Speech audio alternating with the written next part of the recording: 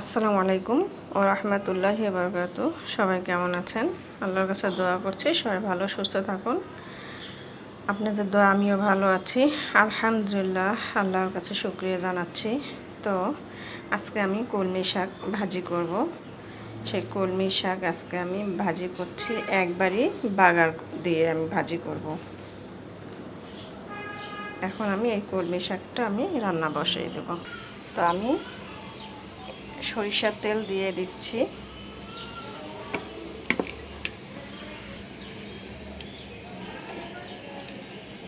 পেঁয়াজ দিয়ে দিচ্ছি,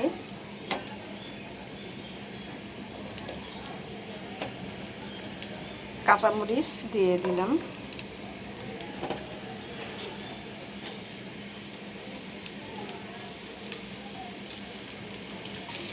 আমি এখানে 4টা শুকনো মরিচ দিয়ে দিলাম আস্তা।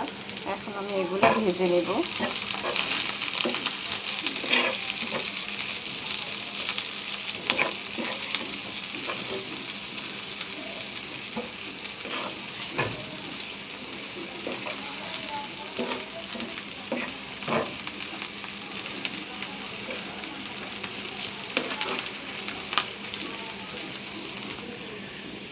দেখুন পেঁয়াজ মরিচটা আমার ভাজানো হয়ে গেছে।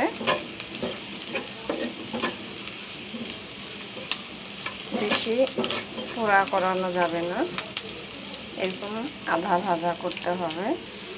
এবার আমি এখানে শাক দিয়ে দিচ্ছি, কলমি শাক।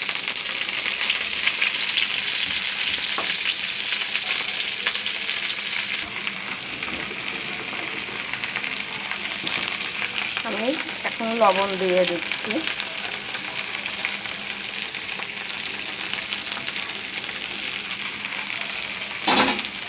এবার আমি ঢেকে দিব।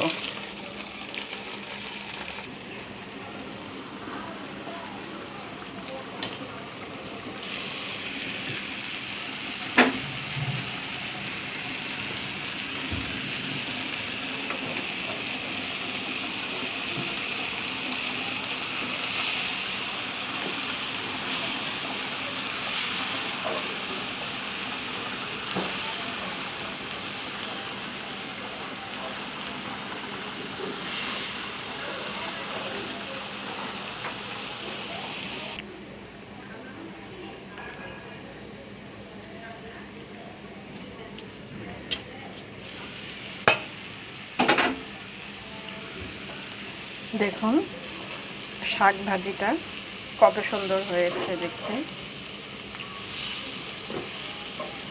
তো আপনারা চাইলে কুচি কুচি করে কেটে ভাজি করে খেতে পারেন। তো আমাদের আবার বাসায় সবাই